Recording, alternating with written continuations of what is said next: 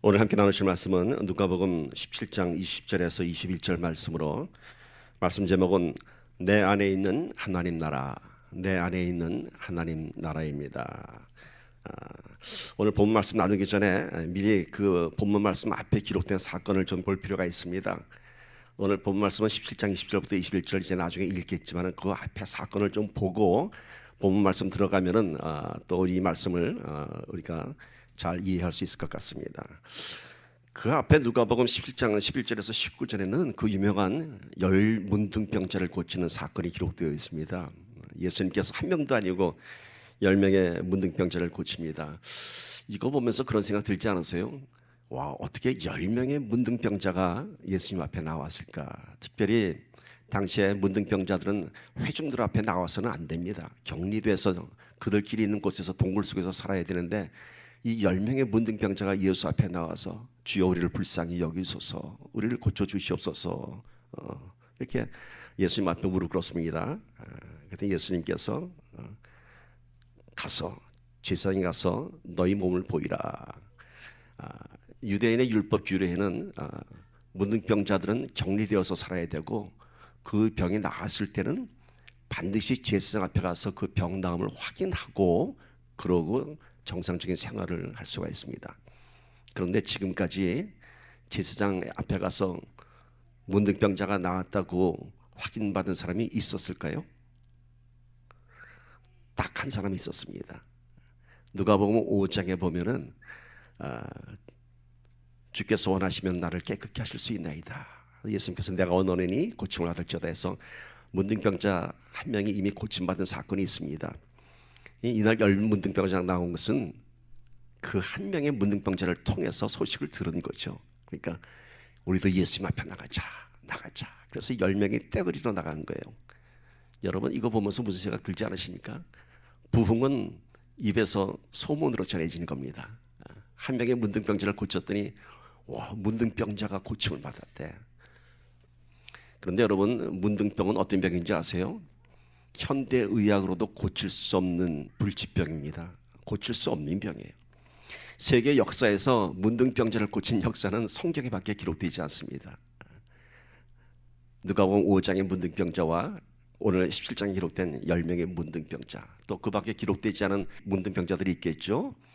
오직 예수님만이 그들을 고치셨습니다. 예수님께서 이 열 문둥병자를 불쌍히 여기셔서 고쳤는데 그 자리에서 고치셨나요? 첫 번째 문둥병자는 그 자리에서 나왔습니다. 그걸 보고 소문을 듣고 온 열 문둥병자들에게는 예수님께서 가서 제사장에게 너희들 몸을 보이라. 뭔가요? 아직 낫지는 않았어요.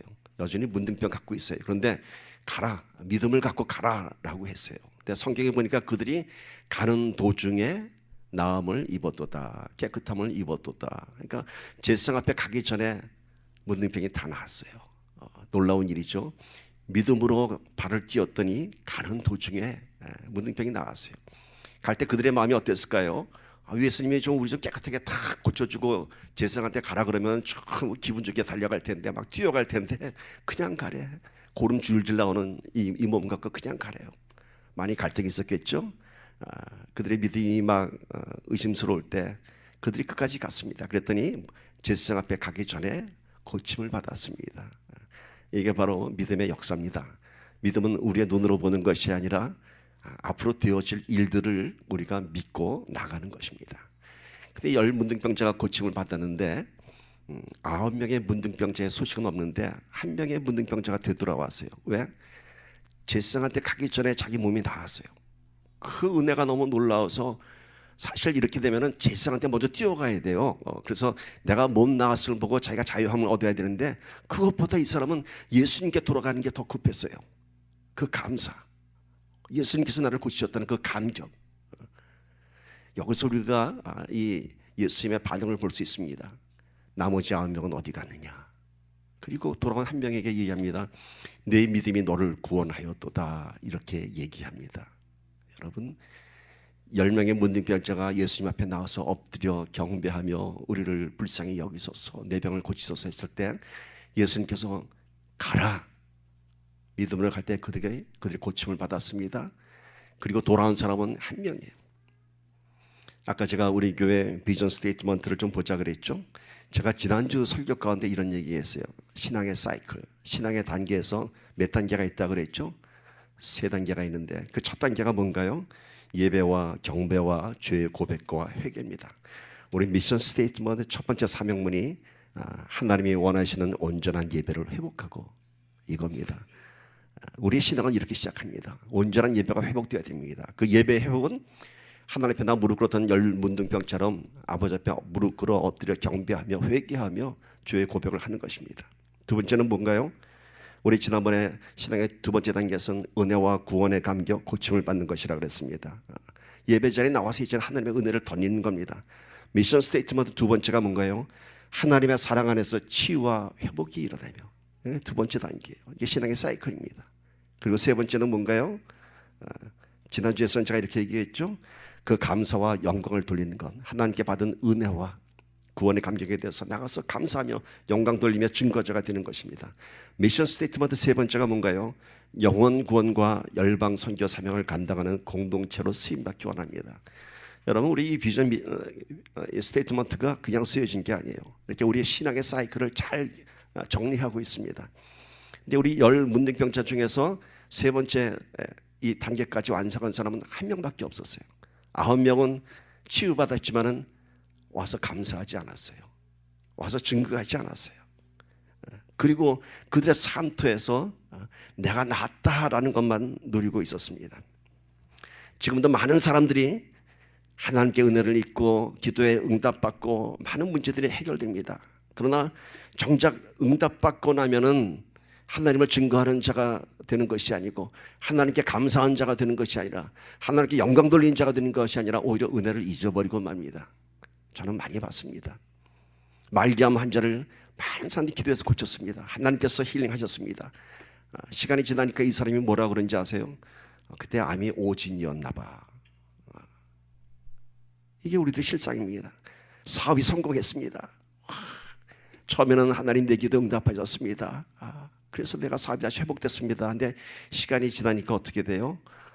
그때 내가 잘 풀렸네. 그때 모든 게 잘 맞았네. 여러 가지 등등등. 하나님께 받던 은혜와 감격이 처음에는 찬양하고 감사했는데 시간이 지나면서 그것이 다 하나님의 영광은 사라지고 다 나로 인한 것에 대한 그런 결과로 끝나고 맙니다. 예수님께서는 안타까운 마음을 하겠습니다. 나머지 9명은 어디 갔느냐. 그리고 돌아온 한 사마리아인 이 문둥이에게 놀라운 얘기를 합니다. 내 믿음이 너를 구원하였도다. 여기서 여러분 하나 짚고 넘어가야 됩니다. 10명이 고침받았는데 구원받은 사람은 몇 명이에요? 1명이에요. 놀라운 치유의 능력을 경험했지만은 구원받은 사람은 오직 1명. 누구? 돌아와서 감사와 영광을 전한 자입니다. 여러분, 구원은 은혜 받는 것에서 끝나는 것이 아니라 우리의 삶 속에서 복음의 증거자가 될 때에 우리는 그 구원이 완성되는 것입니다. 이 장면을 본 많은 바리새인들이 예수님께 질문을 합니다. 그게 이제 오늘 본문 사건이에요. 하나님 나라가 어느 때 임합니까? 이렇게 질문합니다. 여러분, 바리새인들이 누군지 잘 알죠? 늘 예수님과 충돌하고 갈등하는 사람들이에요. 예수님께 반대하는 저항 세력입니다. 근데 성경에 기록된 그 많은 바리새인들 가운데서도 오늘 기록된 이 바리새인들의 태도는 아마 가장 공손한 모습이 아닌가 싶습니다. 다른 곳에 기록된 바리새인들은요 다 예수님과 논쟁을 벌이고 따지고 그랬어요. 근데 여기 나오는 바리새인들은 하나님 나라가 어느 때 임합나이까 이렇게 공손하게 묻고 있습니다. 그들이 공손했던 이유가 뭔가요? 이 문둥병자를 고치는 예수를 보고 예수님의 그 신적 존재를 인정하지 않을 수 없었습니다. 고칠 수 없는 병, 문둥병, 그것도 10명을 한꺼번에 고쳤습니다. 그리고 믿음이 돌아온 그 문둥병자에게 너의 믿음이 너를 구원하였다라는 말씀에 그들은 충격을 받을 수밖에 없었습니다. 그들에게 구원은 오직 율법을 통한 것이었고요, 모세의 말씀을 통한 구원이었는데 예수님께서 너의 믿음이 구원을 완성하였다 얘기합니다. 이들은 이 놀라운 사건에서 예수님께 오직 한 가지 질문을 던집니다. 오직 한 가지 질문. 어떻게 문둥병자를 고쳤습니까?도 아니고 믿음으로 구원받는 것이 무슨 뜻입니까? 이런 질문도 아니고 뭐라고요? 하나님 나라가 어느 때에 임하나이까? 이렇게 묻습니다. 이날 예수님 앞에 있었던 바리새인들만큼은 예수가 그들이 기다리던 메시아였던 것을 어렴풋이 인정하게 되었습니다. 그래서 공손할 수밖에 없었고 그들의 관심이 문둥병자가 아니라 믿음이 아니라 하나님 나라였던 것입니다. 자기네들의 최고의 관심사, 하나님 나라가 이스라엘에 언제 임할 것인가. 그런데 그들은 정작 이 하나님 나라에 대한 구체적인 개념도 몰랐고요. 그 하나님 나라가 무엇인지도 모르면서 그냥 이 놀라운 예수님의 권능 앞에 막연히 그저 하나님 나라에 대한 그 동경으로 질문을 한 것입니다. 이런 질문에 예수님께서는 짤막한 문장으로 답변을 하십니다. 그게 오늘 본문 말씀입니다. 오늘 본 말씀 17장 누가복음 10장 20절에서 21절 한 마음으로 있습니다. 시작. 바리새인들이 하나님의 나라가 어느 때에 임하나이까 묻거늘 예수께서 대답하여 가라사대 하나님의 나라는 볼 수 있게 임하는 것이 아니요 또 여기 있다 저기 있다고도 못하리니 하나님의 나라는 너희 안에 있느니라. 여러분 이 말씀 무슨 뜻인지 이해하실 수 있어요? 지금 우리도 사실 이 말씀 이렇게 하나님 나라가 뭔지 우리가 설명할 수 없어요. 당시의 바리새인들은 당연히 이 예수님의 답변을 이해할 수 없었습니다. 그래서 그 뒤에 보면 예수님의 이 답변에 대한 바리새인들의 반응이 기록되어 있지 않아요. 그들이 놀랬다든지 뭐 따졌다든지 다시 물어봤다든지 그런 기록이 없어요. 그 어떤 반응도 보일 수 없었습니다. 왜냐하면 도대체 하나님 나라가 뭔지 이해할 수 없었기 때문입니다. 예수님이 이 답변에 우리도 지금 마찬가지 반응입니다. 뭔가 확인할 수 없는 그냥 막연한 하나님 나라, 추상적인 개념, 그리고는 우리는 어떻게 결론 냈죠? 그저 믿음으로 받아들여야지. 믿음으로. 근데 그 믿음이 어떤 믿음인가요, 여러분? 막연한 믿음이에요. 설명할 수도 없고 알 수도 없고 이해할 수 없는 그런 문제 앞에서 우리는 결국 믿음이라는 명분으로 우리는 넘어가고 맙니다. 성경을 보다 보면은 너무도 많은 부분에서 우리는 이러한 막연한 믿음으로 넘어갑니다. 막연한 믿음밖에는 넘어갈 수가 없죠. 알 수가 없죠. 그것은 우리의 지혜가 부족해서가 아니고 우리의 믿음이 부족해서가 아니고 이 하나님 나라에 대한 또 성경에 기록된 하나님의 지혜는 우리의 논리나 우리의 지혜나 우리의 이성, 우리의 지성으로는 도저히 이해할 수 없는 것이기 때문입니다. 풀 수 없는 문제예요. 우리가 막연한 믿음으로 넘어갈 수 없는 것이 당연한 결과입니다. 말씀이 그렇게 얘기해요. 고린도전서 2장 9절 보세요. 기록된 바 하나님이 자기를 사랑하는 자들을 위하여 예비하신 모든 것은 눈으로 보지 못하고 귀로 듣지 못하고 사람의 마음으로 생각하지도 못하였다 함과 같으니라. 분명히 하나님께서는 자기의 사랑하는 자들을 위해서 예비하신 모든 것들을 성경에 기록하셨어요. 그런데 눈으로 보지 못하고 귀로 듣지 못하고 우리의 마음으로 생각하지도 못한다고 합니다. 왜 기록하셨을까? 왜 기록하셨을까? 하나님의 섭리와 계획이 성경에 기록되어 있는데 왜 우리는 우리의 눈과 우리의 귀로 우리 지성으로 이해할 수 없는 그런 말씀을 해놓으셨을까? 그러면 우리가 이 하나님의 말씀을 어떻게 받아들여야 되고 어떻게 이해할 수 있을까? 막연한 믿음으로 넘어가야 하는 것인가? 그래서 우리가 이해 못하는 건 당연한 거야. 그냥 그저 믿어 이렇게 넘어갈까요? 여기에 대한 해답을 그 다음 말씀에서 기록합니다. 2장 10절 보세요. 고린도전서 2장 10절. 오직 하나님의 성령으로 이것을 우리에게 보이셨으니 성령은 모든 것 곧 하나님의 깊은 것까지도 통달하시느니라.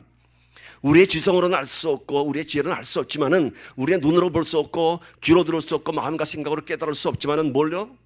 오직 하나님의 성령으로 우리에게 이 하나님의 비밀, 하나님의 경륜, 계획을, 섭리를 보이셨습니다. 왜일까요? 하나님은 영이시기 때문에 오직 영으로 만날 수 있고 오직 영적인 통로를 통해서만 우리가 이해할 수 있는 것입니다. 그래서 우리가 이해할 수 없는 이 성경의 말씀 앞에 막연한 믿음으로 넘어갈 것이 아니라 뭐가 필요하다고요? 성령의 도우심이 필요하고요. 성령의 도우심이 나한테 임재할 때 성령의 조명해 줍니다. 그 말씀을. 어떻게 하면 이렇게 될까요? 어떻게 하면 우리가 성령으로 이 말씀을 깨달을까요? 거기에는 우리의 깊은 묵상이 필요하고요, 우리의 기도가 필요하고 말씀을 계속해서 봐야 됩니다. 그런 얘기하죠. 말씀을 쪼개야 된다고 하고 말씀을 깨뜨려야지만 그 말씀의 뜻을 이해할 수 있다고 그러죠. 그런데 여러분, 왜 하나님의 말씀을 왜 쪼개요? 왜 깨뜨려요? 하나님의 말씀 깨질 수 없는 거예요. 진리이기 때문에. 무슨 수학 공식을 뭐 인수분해합니까? 성경이 그렇게 뭐 연구하고 뭐 쪼개고 뭐 그렇게 해서 깨달아지는 거예요? 아니라고 그랬잖아요. 사람의 지성으로는 그렇게 쪼개고 깨서 알 수 없는 것이라고 했잖아요. 근데 이렇게 성경을 깊이 묵상하고 성경 말씀을 보고 또 보면은 뭐가 깨지느냐? 말씀이 깨지는 것이 아니라 내가 깨집니다. 내 심령이 깨지는 거예요. 그래서 내 마음이 옥토밭이 되는 거예요. 그래서 그때 비로소 그 말씀을 우리가 알게 되는 거예요. 그러면은 오늘 예수님의 이 말씀이 무슨 뜻일까요? 하나님의 나라는 볼 수 있는 것도 아니고 또 여기 있다 저기 있다고도 할 수 없고 하나님의 나라는 너희 안에 있느니라. 이 말씀이 무슨 뜻일까요? 여러분, 이 말씀을 잘못 해석하면은, 문자적으로 해석하면은 마치 천국은 실제적으로 존재하는 것이 아니고 그저 우리 마음속에 존재하는 어떤 이상, 어떤 개념처럼 보입니다. 근데 이거는요, 다른 이단 교리예요. 우리 마음에 있는 게 천국이다. 아주 굉장히 그럴듯하죠. 설명할 것 같죠. 아주 철학적이고 우리를 그래도 감동시킬 수 있는 그런 교리 같죠. 아니요. 그렇게 우리 마음속에 존재하는 우리의 어떤 그런 이상이 아니라 예수님께서 지금 말씀하신 너희 안에 있느니라는 말씀은 실제적으로 지금 너희 가운데 있다. 너희가 사는 세상에 하나님의 나라가 와 있고 그게 누구냐? 내가 와 있다라는 말씀입니다. 무슨 말씀인지 아세요? 너희 안에 있다. 이미 하나님 나라는 너희 안에 있느니라 하는 것은 너희 마음 안에 너희가 마음을 잘 추스리고 너희가 마음을 잘 거룩한 마음을 가지면은 그때 너희가 하나님 나라를 알게 될 거야 라고 해석하는 어느 목사님이 있는지도 모르겠습니다. 그럴듯하니까. 근데 아니에요. 헬라어 성경 원문을 보면 이렇게 됩니다. 이 뜻이 볼지어다 너희 가운데 하나님 나라는 이미 와 있고 이미 너희 손에 다 있다 이렇게 얘기합니다. 즉 예수님 당신이 이 땅에 오신 것 자체가 하나님 나라가 이 땅에 온 것이고 너희가 지금 보고 있다는 말씀입니다. 또한 예수님께서는 곳곳에서 귀신을 쫓아내고 병든 자를 고치시면서 수많은 권능을 보이시면서 그 예수님의 권능이 이 땅에 임한 것을 하나님 나라임을 선포했습니다. 말씀으로 제가 다 여러분께 이렇게 푸는 거예요. 제 생각이 아니라 마태복음 12장 28절 보세요. 그러나 내가 하나님의 성령을 힘입어 귀신을 쫓아내는 것이면은 그 다음 읽어보세요. 시작. 하나님의 나라가 이미 너희에게 임하였느니라. 아멘. 하나님의 나라는 뭐예요? 하나님의 성령의 역사가 이 땅에 선포되면은 악한 권세들이 떠나가면은 그게 하나님 나라가 이미 너희에게 임하였느니라 이겁니다. 문둥병자가 고침을 받은 것은 하나님 나라가 그들 가운데 임한 것입니다. 하나님 나라는 삼위일체 하나님의 본질입니다. 성부, 성자, 성령의 역사가 곧 하나님 나라입니다. 그런데 우리가 하나님 나라를 체험하는 것은 결코 추상적이거나 우리의 마음속에 존재하는 어떤 이상 같은 것이 아닙니다. 실제로 하나님의 임재 앞에, 하나님의 권능 앞에 하나님의 실존을 우리가 경험하는 것입니다. 하나님 나라는 우리가 경험하는 것이에요. 성전에 들어가면요, 이유도 없이 흐르는 눈물을 경험합니다. 요즘은 그 눈물이 많이 메마른 것 같아요. 예전에 참 정말 성령의 역사가 정말 바람처럼 불처럼 일 때는요, 믿지 않는 사람도 성전에 들어오면은 앉아갖고 눈물을 흘렸어요. 믿지 않는 사람도 들어와서. 뭐 갑자기 슬픈 일이 생각났을까? 아니에요. 본인도 눈물을 흘리면서 그 눈물의 의미를 모르고 흘렸어요. 그리고는 눈물만 흘리는 것이 아니라 따뜻한 위로, 따뜻한 성령님, 안식, 평강을 경험할 수 있었습니다. 실제적으로 우리 안에 임재하시는 하나님의 그런 속성, 하나님의 본질을 경험할 수 있었습니다. 오늘 우리 예배 안에 이런 거룩한 눈물이 회복되기를 간절히 기도합니다. 그저 이 자리에 나와 앉아만 있어도 눈물이 나는 그래서 감정의 눈물이 아닌 하나님 한 번 때문에 흘리는 위로의 눈물, 그 거룩한 눈물. 저는 가끔 이런 고백을 듣습니다. 목사님, 지금 내 마음이 천국이에요. 그런 고백을 들으면 어떤지 아세요? Me too. 집사님의 그런 고백을 들으니 제 마음도 천국이 되네요. 작년에 제가 네팔을 떠나기 전에 디트로트에 계신 여러분도 기억하실 거예요. 우리 최미자 전도사님이 저한테 전화가 왔어요. 목사님, 저도 지금 네팔을 선교를 가야 할 텐데 아시다시피 우리 동생이 말기암이잖아요. 얼마나 보장되는지 모른다고. 이제 천국 갈 날이 얼마 남지 않았어요. 그러면서 자기가 다녀올 동안 이 동생 좀 지켜달라고 기도를 부탁하는 거예요. 그래서 제가 전화를 통해서 그분한테 기도를 했어요. 그랬더니 그분이 기도를 다 듣고 나서 이렇게 얘기해요. 목사님, 저 이미 천국에 와 있습니다. 저 이미 천국에 와 있습니다. 목사님 기도를 통해서 마음에 큰 위로와 안식과 평강이 왔고요. 두렵지 않습니다. 이미 천국에 와 있습니다. 그리고 그분은 지난 3주 전에 편안하게 천국 가셨습니다. 이렇게 하나님 나라를 경험하는 겁니다.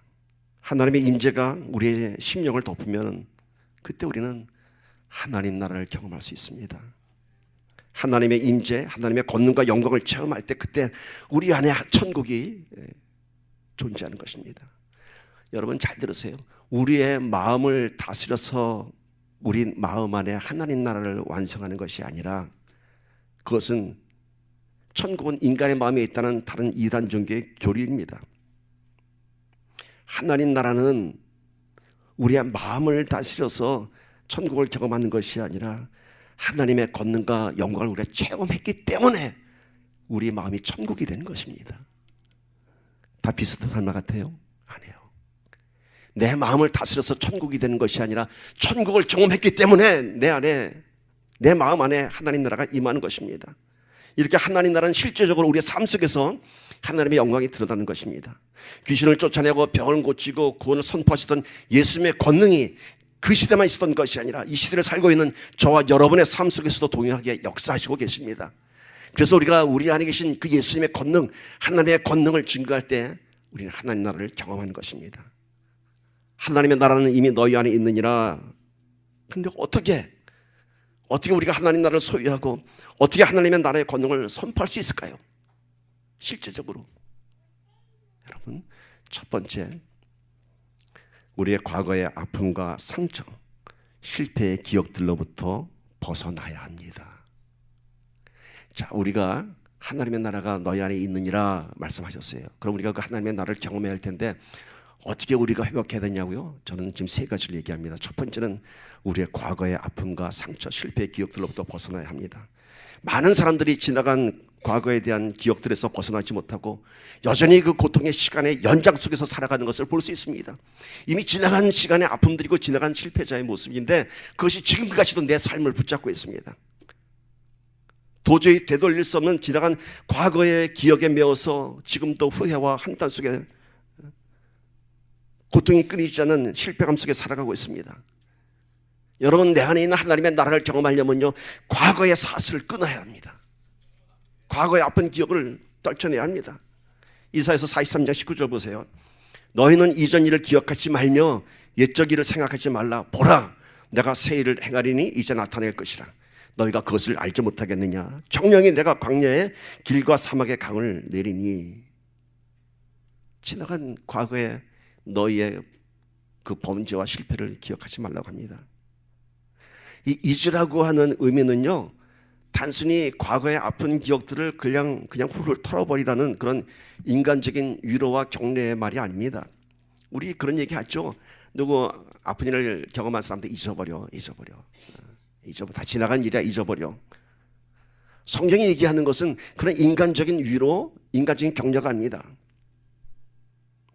그냥 잊어버린 것에서 끝난 것이 아니라, 사건을 잊어버린 것이 아니라 내 낮은 자존감의 정체성을 벗어버리고 이제는 자부심 있는 영적 정체성을 회복하는 것입니다. 그것이 하나님 나라가 내 안에 임한 사람들의 모습입니다. 내 안에 하나님 나라가 있는 사람은요, 과거의 사실에 대해서 얽매이지 않습니다. 부끄러워하지 않습니다. 이제는 내가 하나님의 자녀가 되었다는 영적 정체성을 선포할 때 우리의 과거의 사슬로부터 우리는 벗어날 수 있는 것입니다. 로마서 8장 14절 15절 보세요. 무릇 하나님의 영으로 인도함을 받는 그들은 곧 하나님의 아들이라. 너희는 다시 무서워하는 종의 영을 받지 아니하였고 양자의 영을 받았으므로 아바 아버지라 부르짖느니라. 과거의 아픈 상처와 실패의 기억들로 인해서 세상에 끌려다니는, 세상에 묶여있는 사탄의 종처럼 살아왔습니다, 우리는. 그러나 이제는 예수를 믿는 믿음의 고백으로 하나님을 아바 아버지라 부르는 하나님의 자녀가 되었습니다. 그래서 그 과거의 사슬로부터 이제는 우리는 과감히 일어날 수 있는 것입니다. 얽매이지 않는 것입니다. 예수님께서는 당신이 하나님의 아들임을 밝히시면서 하나님의 나라가 이 땅에 왔다고 선포하셨습니다. 우리에게도 아들로서의 동일한 권세를 주셨습니다. 이제는 세상에 붙들리고 묶이고 얽매이고 눌린 세상의 포로가 되는 것이 아니라 그 모든 것들의 사슬을 끊고 자유함을 선포하는, 세상을 이기는 하나님의 자녀인 것입니다. 갈라디아서 5장 1절을 보세요. 그리스도께서 우리를 자유롭게 하려고 자유를 주셨으니 그러므로 굳건하게 서서 다시는 종의 멍에를 매지 말라. 여러분, 예수님께서 우리를 자유롭게 하시려고 자유를 주셨어요. 근데 왜 그 자유를 못 누리고 여전히 종의 멍에를 맺고 있는지. 많은 사람들이 이 사실을 잊은 채 예전과 같은 모습, 여전히 세상의 포로 같은 얽매인 삶을 살아가고 있습니다. 이제는 세상의 포로가 되어서 살았던 우리의 마음과 생각과 기억들을 다 잊어버리고 하나님의 자녀로서 거룩한 정체성을 회복하기를 축복합니다. 세상에 이끌려서 살았던 낮은 자존감에서 이제는 하나님의 권능으로 살아가는 하나님의 백성, 하나님의 자녀로서의 영적 자존감을 회복하는 저와 여러분이 되기를 축복합니다. 하나님의 나라는 지금 현재에만 임하는 것이 아니라 지나간 과거 시간 속에서도 역사하십니다. 그래서 우리의 과거를 통치하시는 거예요, 이게. 우리가 인간적인 우리의 그 아픔들을 인간적인 위로를 이렇게 잊어버려 떨쳐버려 이것이 아니라 하나님의 권능이 우리의 과거의 아픔의 상처마저도 다 치유하시고 과거마저도 통치하시는 거예요. 완전한 치유는 뭔가요? 내 안에 상처의 흔적을 보고도 그 아픔을 기억하지 않는 거예요. 그 상처를 봤을 때 내가 이렇게 아팠었지, 그 고통을 기억하면은 그건 치유가 된 것이 아닙니다. 완전한 치유는요, 그 상처를 보고도 아픔을 기억하지 않는 것이에요. 하나님의 나라는 우리의 과거의 삶에서도 통치하셔서 그 모든 아픈 기억들을 우리의 노력으로 잊어버리는 것이 아니라 하나님의 권능으로 깨끗이 지워주는 것이에요. 그리고 우리의 아픔과 실패의 기억들이 어떻게 변하는지 아세요? 우리에게는 부끄러운 기억, 숨기고 싶은 그런 기억으로 지금까지 나를 짓눌렀지만 이제는 그것이 나에게 영광의 상처가 되고 하나님을 증거하는 과거의 아픔이 이제는 누군가를 치유할 수 있는 하나님의 사명자가 되는 것입니다. 지금 이 시간 누군가 나와 같은 고통을 겪고 있는 또 다른 누군가에게 내가 아팠던 그 아픔을 지금 누군가 또 겪고 있다면 나의 과거의 삶을 다 통치하신 그 하나님의 권능을 누구한테 증거하며 이들의 아픔을 함께 나눌 수 있는 예수 그리스도의 사도가 될 수 있는 것입니다. 우리의 과거의 삶을 통치한다는 것은 내 삶에서 끝나는 것이 아니라 그 사실을 통해서 또 누군가의 아픔을 치유할 수 있는 것입니다. 이것이 하나님 나라입니다. 우리의 정체성을 혼란시키는 과거의 모든 상처와 깨어진 관계로부터 자유함을 얻고 하나님의 자녀로서 새 이름으로 살아가십시오. 그것이 바로 우리들의 삶 속에 하나님의 나라가 선포되는 것입니다. 자, 이제 두 번째는 과거의 삶에도 통치하시는 하나님, 오늘 이 시간 우리의 삶을 통치하십니다. 오늘의 모든 환경과 사실들, 우리가 힘들어하는 그 모든 부분에서 하나님을 통치하십니다. 우리의 모든 염려를 잠재워야 합니다. 하나님 나라가 내 안에 있으면은 우리 안에 염려가 떠나가고 그 자리에 평강이 올 것이고 안식이 올 것입니다. 믿음과 염려는 반비례합니다. 믿음이 가득 찬 곳에는 염려가 들어올 수 없고요, 믿음이 떠나기 때문에 그 빈자리에 염려가 들어오는 것입니다. 마태복음 8장 24절 27절 보면은 풍랑이 거세게 있는 배 안에서 제자들이 이제는 죽게 되었다고 막 두려워하는 모습을 보입니다. 그리고 배전에서 피곤해서 주무시는 예수를 막 깨웁니다. 예수님 저 풍랑 보세요. 우리가 죽게 되었다고. 그때 예수님께서 뭐라고 말씀하셨죠? 너희가 어찌하여 무서워하느냐. 그리고 이 믿음이 적은 자들아 얘기합니다. 믿음이 없는 자들아가 아니라 믿음이 적은 자들아. 그게 우리의 모습이에요. 우리가 믿음이 없는 것이 아니라 믿음이 있는데 염려보다 작은 거예요. 염려가 더 큰 거예요. 우리 믿음보다. 그래서 두려워하는 거예요. 예수님께서 일어나셔서 바람과 바다를 꾸짖으셨고 그 바다는 잔잔하게 되었습니다. 또한 마태복음 14장에서 베드로가 무리를 걸어오는 예수님을 보고 엑사이팅했습니다. 와, 예수님 정말 살아계신 하나님의 아들이군요. 무리를 걸어오시다니요. 그러면서 그 베드로 성질대로 예수님 저도 좀 걷게 해주세요. 무리로 내려와라. 베드로가 어떻게 됐죠? 걸었어요. 무리를 걸었어요. 와. 그러면은 그 놀라운 권능을 체험한 베드로가 끝까지 예수님한테 달려가야 될 거 아니겠습니까? 같이 손잡고 바다 위를 걸어와야 되지 않겠습니까? 근데 중간에 베드로가 어떻게 됐죠? 빠졌어요. 왜? 검은 바다를 보는 순간 두려움이 왔어요. 내가 바다 위에 서 있네? 밑에는 깊은 바다인데 그 순간 빠졌어요. 풍랑이 있는 바다에서 예수님을 깨운 제자들에게 예수님은 이 믿음이 적은 자들아라고 꾸짖으셨고요. 뭐라고 말씀하신지 아세요? 왜 너희와 함께하고 있는 나를 보지 못하고 왜 풍랑을 보고 두려워하느냐, 이겁니다. 여러분, 예수님의 답답한 마음을 저는 충분히 이해할 수 있습니다. 내가 있는데 지금까지 너희는 나와 함께 다니면서 놀라운 하나님 나라를 경험했잖아. 내가 없는 것도 아니고 지금 너희와 같이 있는데 그런데 풍랑을 보고 내가 있는데도 두려워해? 그래서 이 믿음이 적은 자들아 야단칩니다. 물에 빠진 베드로에게도 마찬가지입니다. 이 믿음이 적은 자여 왜 의심하느냐라고 꾸짖으셨습니다. 지금 너는 나를 믿었기 때문에 바다 위를 걸었는데 지금 걸었잖아. 근데 왜 또 두려워해? 왜 의심해? 여기에 우리들의 모습이 있지 않습니까, 여러분? 믿는다고 하면서, 기도한다고 하면서 정작 보는 것은 나와 함께 하시는 하나님을 보는 것이 아니라 예수님의 이름의 권세의 능력을 보는 것이 아니라 자꾸 세상의 문제만 보게 돼 있고 두려워하게 되고 염려하게 되지 않습니까? 지금 살고 있는 이 시간, 이 현재를 우리가 통치할 수 있는 것은 오직 신실한 하나님을 믿는 믿음인 것입니다.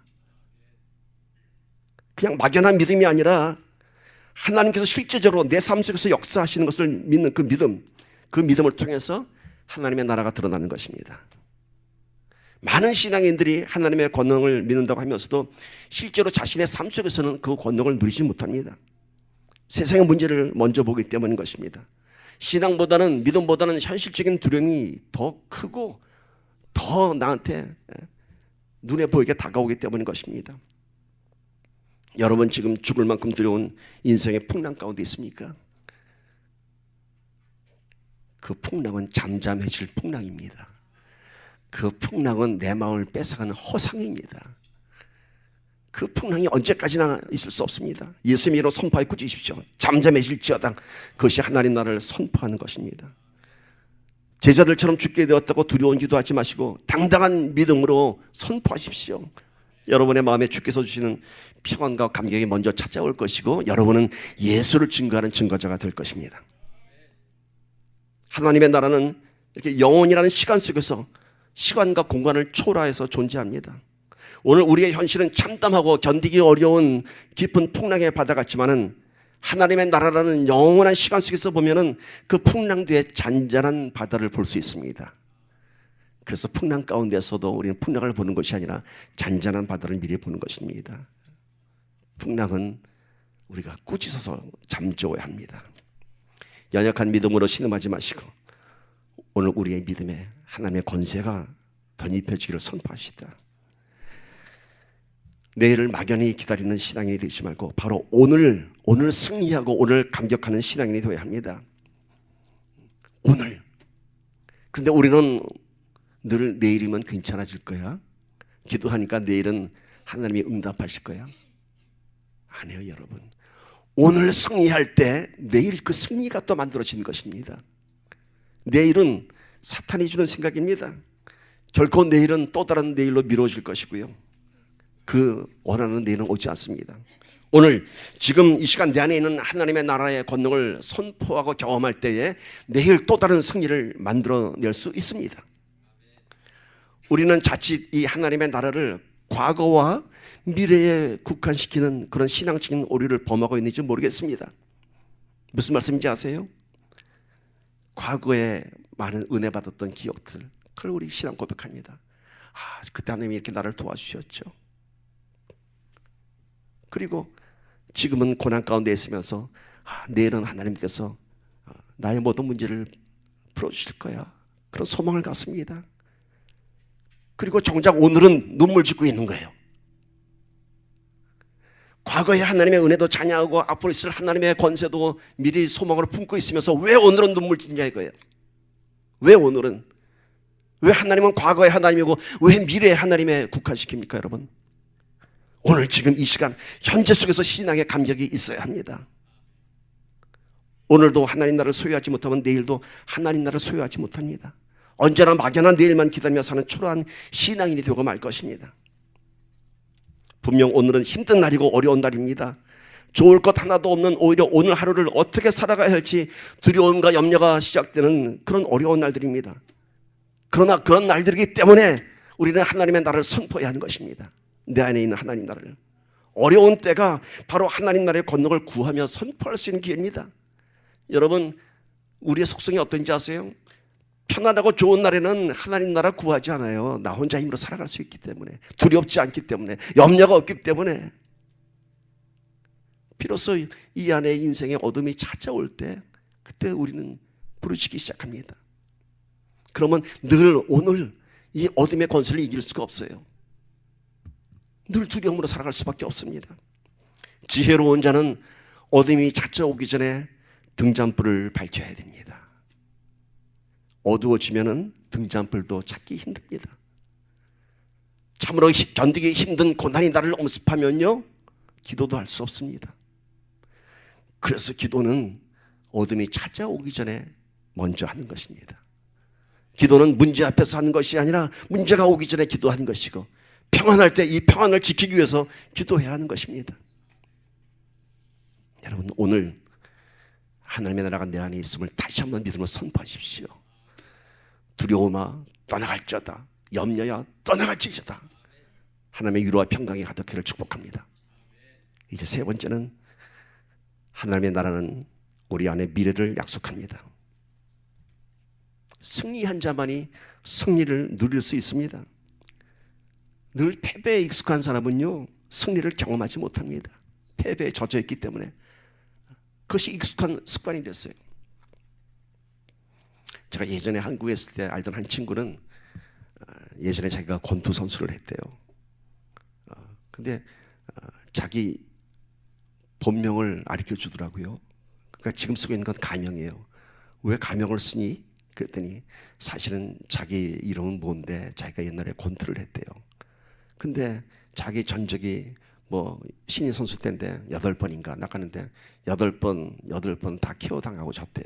그래서 링에만 오르면은 전적이 어나운스 돼 있지 않습니까?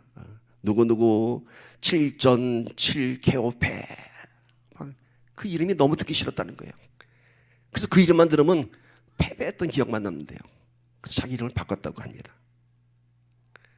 유능한 권투 코치들은요, 자기 선수들을 키울 때 상대방 선수를 어떻게 선택하는지 아세요? 절대로 강한 사람을 붙이지 않아요.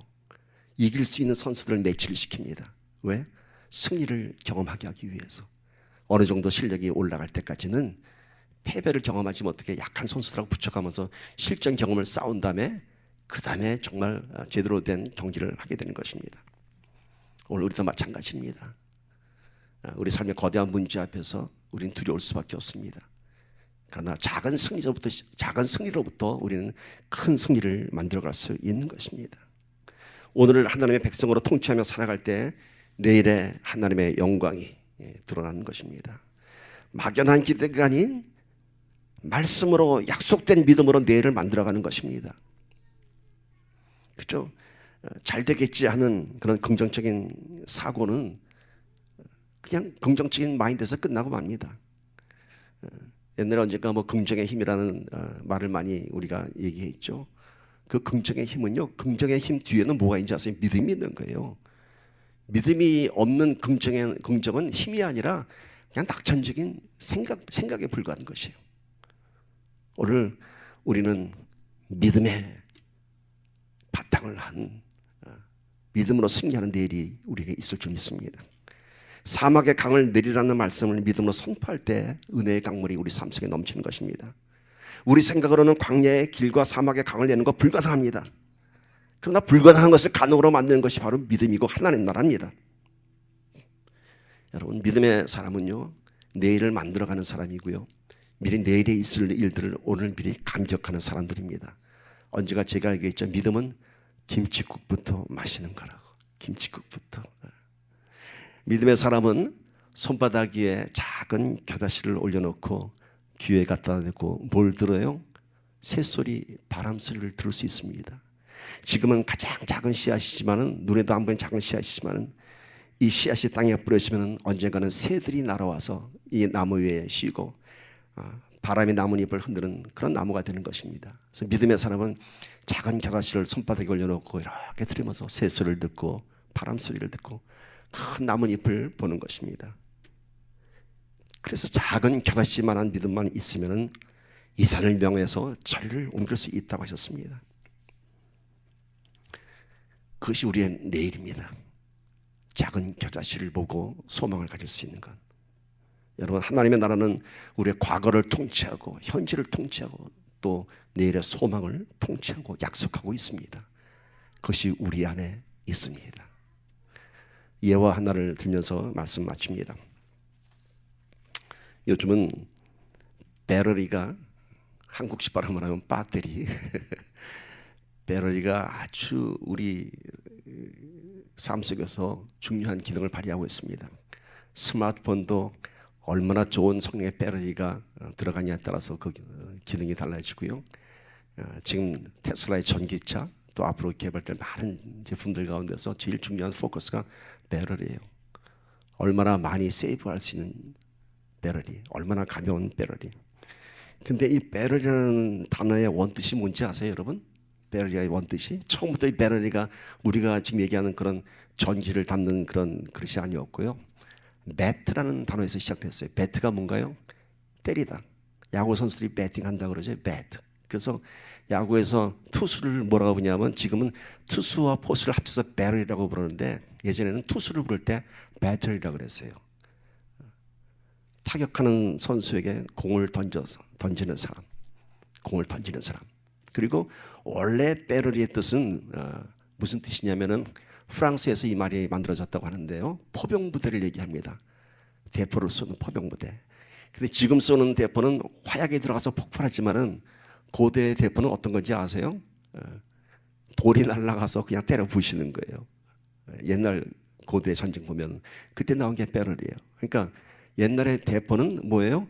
폭발하는 게 아니라 때리는 거예요. 가서 큰 돌을 탁. 그래서 목표지에다가 하나만 돌을 던지는 게 아니라 한 30발을 던지면 그 중에 하나는 맞는 거예요. 그게 배럴이에요. 근데 이 배럴이라는 단어가 왜 지금의 이 의미로 됐을까? 그걸 처음 쓴 사람이 누구냐면은, 여러분, 미국 달러 100불짜리의 최초의 인물로 등장된 사람이 누구냐면 벤자민 프랭클린이에요. 유명한 과학자죠. 이 벤자민 프랭클린이 이 배럴이라는 단어를 처음 썼는데 어떤 생각을 했냐면은 전기를 좀 세이브할 수 있는 방법이 없을까? 전기를. 그래서 하늘에 있는 구름에 있는 전기 이온을 충돌시켜서 좀 어떤 그릇에 담으면 어떨까 하는 아이디어를 냈습니다. 그래서 연을 날려서 연에서 구름에 있는 전기 이온들을 반응시켜서 어떤 그릇에 담는 것. 그것을 배럴이라고 그때부터 이제 이름을 지었어요. 뭔가요? 어떤 파워를 저장할 수 있는 것. 그래서 그 파워로 뭔가를 할 수 있는 것. 배럴입니다. 제가 이 예화를 왜 드리냐 하면요, 벤자민 프랭클린은 그 에너지원을 하늘에서 봤어요. 그리고 하늘에 있는 구름에서 그 에너지를 끌어당겨서 세이브하기를 원했어요. 그걸 배럴이라고 했어요. 오늘 우리 안에 믿음의 배럴이가 있어야 돼요, 여러분. 믿음의 배럴이 아주 큰 용량에 왜냐하면요, 늘 전원이 공급됐으면 얼마나 좋을까? 빼라릴 필요 없이. 세상에 나가면 우리 전원의 공급이 끊어지게 돼 있어요. 세상과 충돌하면.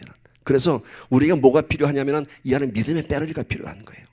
뭐요? 이 배럴리는 뭐야? 안에 그 힘을 갖고 와서 때리는 거예요. 사단의 권세를 때리는 거예요. 때리는 거예요.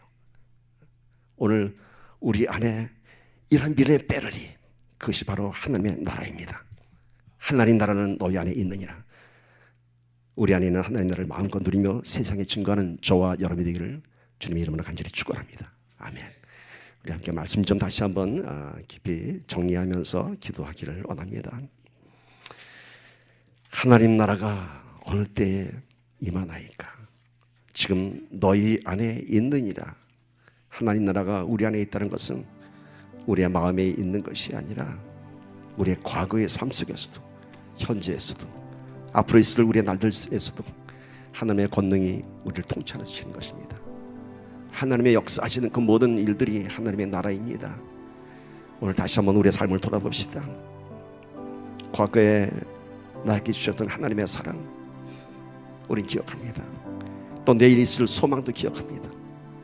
그런데 오늘 눈물 짓고 있다면 우리 예수님께서 제자들에게 이 믿음이 적은 자들이여 하고 책망하셨던 것처럼 우리 하나님 마음 아프실 것입니다. 하나님의 자녀입니다. 그 권세를 오늘도 선포하며 오늘도 승리하기를 바랍니다. 함께 기도합시다.